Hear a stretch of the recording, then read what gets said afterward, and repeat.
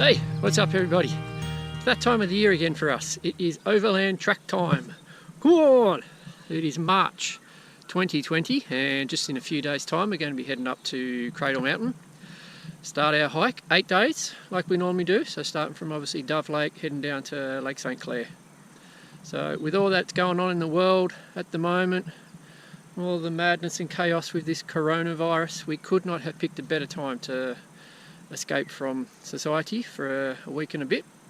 So we're quite looking to kind of just bugging out of society and heading up out into the bush. They can't close the bush down, so I have to think it's probably the best place to be at the moment. So like we normally do, just want to do a quick review of our pack, or my pack, just to show you how the contents have changed over the years. A couple changes this year, very exciting, but again it's still the behemoth that it normally is if you've looked at my past equipment videos for Overland Track time. So let's check out the pack and all its worldly contents that's going to be coming with me over the next week or so as we tackle the Overland. Some things change, some things don't, and this is one that doesn't. My pack, Macpac Cascade 90 litre. And I've been talking about downsizing for many years now, but this is going on 5-6 years old and it's almost in near new state. That's how solid and sturdy this canvas pack is built. Fantastically comfortable harness, real nice chunky kind of base and easy to adjust, so it just works for me, even though it is 90 litres, so it does come with that added kind of dead empty weight. But for the Overland where I'm hauling a 2-person tent, it does the job brilliantly. I will downsize at some point, but you'll notice if you've seen my past videos, there is no external tent. This is in full hiking config, so that's one of the upgrades for this year's hike, is a brand new tent.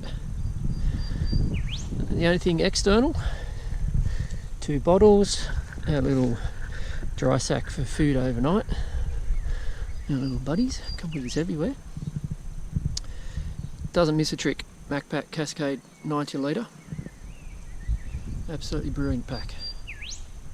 Excluding water, so I've got basically 99% of my food. So excluding a kilo or so of water for the first day. Comes in at, there you go, shade under 20 kilo. That's not bad for me compared to past years on the Overland where we've been looking at upwards of 22, maybe 23 kilo. So adding some water, let's go 21 kilo. There's the full pack contents, or 20 kilos of it. Now the pack itself, I just weighed it, 3.5 kilo dead empty weight. So that's quite a price you pay for 90 litre canvas kind of setup. Still does the job. So let's go through bit by bit as to what I'm putting in the pack. Starting out with what we're going to wear pretty much throughout the entire track. So obviously Scarpa shoes, one of the new changes for me. Merino socks, would you believe it? I've never had any. I've normally just gone a sports sock and then a business sock underneath. It's always never had any blisters, but not that warm, so I'm trying the Merinos this year. Living on the edge. So thermals, top and bottom. Kathmandu, just long pants that zip off at the knees and a long sleeve shirt. Knee brace, just for support with my knee and my history. Kathmandu NGX gaiters, these are probably on their last hike. So they're starting to show their age now after 6 years. Black Diamond Distance FL hiking sticks. Kathmandu wind jacket. And another new feature for me this year are my gloves. So I had to retire my day thermals, which were like my rain jacket, 22 years old. So I just got a new set of day thermals. Water resistant XTM gloves. These aren't waterproof, but nice and thick and lined, so that'll keep me through hopefully much of the rain and cold. And I'm trying something different for those days when it's really pissing down. Kitchen gloves. I've read about a lot of this online where these, just your bog standard Ansell heavy duty kitchen glove, wear them over the top of your day thermals. So that should keep me dry in the worst conditions, although I might sweat a little in these, so it'll be interesting to see how this option goes on those real fierce days. Sport cap, wide brim hat. My MacGyver bag goes in my top lid, so just your quick essential kind of items: micropure tablet, sunscreen, antiseptic hand spray, tissues, AeroGuards, sports drink tablets, little fake Bear Grylls knife, sugar for those nasty leeches, and some band-aids. Catadine water treatment process, so we'll pump out of the stream using that, and then use the tablets. And we've also got a SteriPen, keep everything kind of pure. Basic first aid kit, day pack, just your little Cordura, things like 20 odd litre for any hikes, peaks that we might try for. Pair of Crocs around the campsite. Come back to this. Cedar Summit Traverse XT1 sleeping bag and silk liner. Toothbrush, little brush broom to sweep out our tent, it's always get filthy.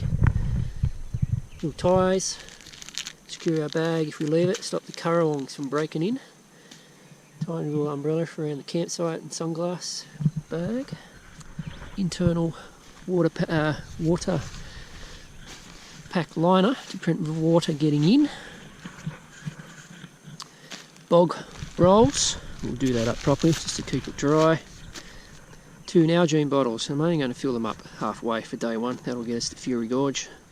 Now with the sleeping mat arrangement, a change here. So the wife has upgraded hers to a different model, so I've pinched her Thermarest. This is your bog standard Thermarest Trail Pro women's mat. Now it's smaller, lighter, and when folded up it's about that much less in space. So my feet do hang over the edge, but I don't care about that. It's weight and space saving, so I've tried this already and it works really well just by giving me a lot of extra room in my pack, even though it is a chick's mat. Beanie goes with me everywhere. Head torch, spare batteries, car keys in a little dry bag, GoPro bag for spare GoPro batteries. PLB, just got the KTI. Obviously one you don't want to use, but very small, just tuck it away, forget about it. Spare batteries, SteriPen, again with our Catadine and tablet, 3-prong approach. Microfiber towel, 2 gas canisters. Kel's dry food is a bit gas hungry, so I've taken 2. Got a ground sheet and a map, compass. Don't really need this because we're not going off track, but you never know. Spare clothes, thermal, which I'll wear during the night, just keep that in a tiny little bag. Pillow, yes, a pillow. I can't sleep with clothes in a bag, in a stuff sack, so it weighs nothing. Gives me a very comfortable night's sleep. I'm prepared to sacrifice that little bit of room in the pack. Rain pants. Food, storing overnight. Now, normally we leave our pack in the huts, but if we can't, this is a Sea Line Baja bag, 20 litre dry bag. In 6 years of hiking, no critter has ever got access to our food overnight using this option, so touch wood.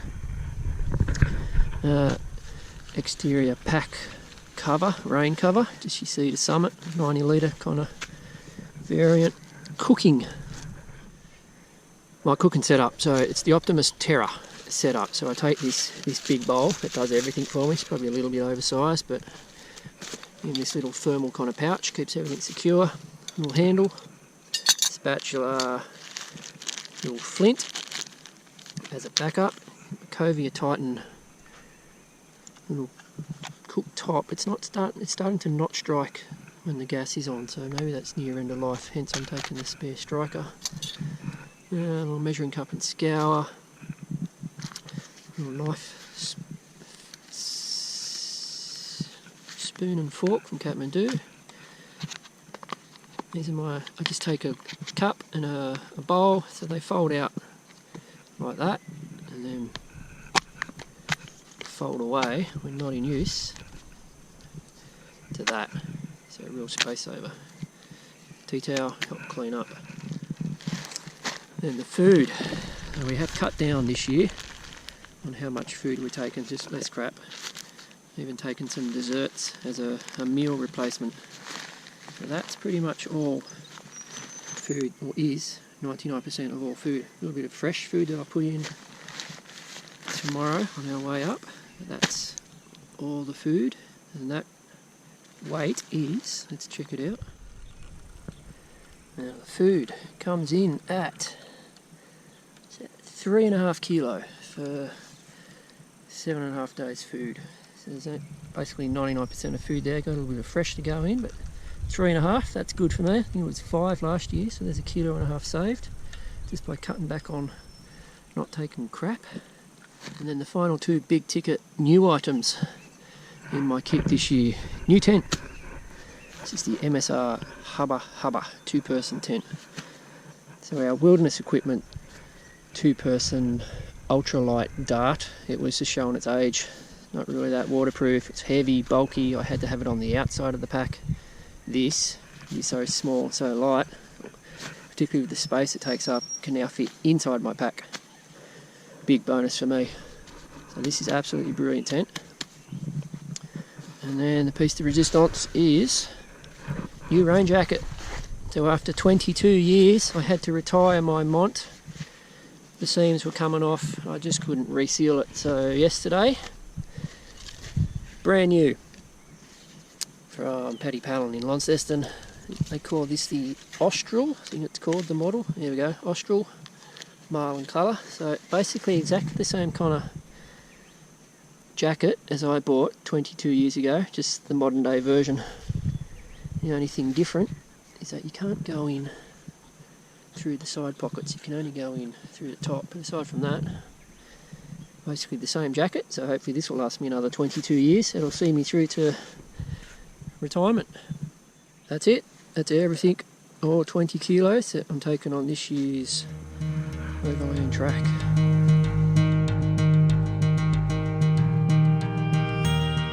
Hey, what's up everybody? Well, our Overland Track hike for 2020 is over before it began. So we were doing our car shuffle, our customary car shuffle yesterday up to Lake St Clair, or down to Lake St Clair, when we got a phone call.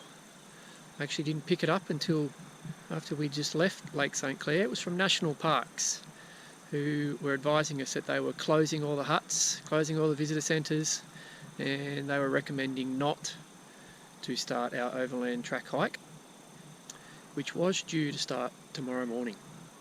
So we've made that painful decision to pull our hike. So for the 2019-2020 season, we're not getting one in this year. So it's very disappointing, very deflating.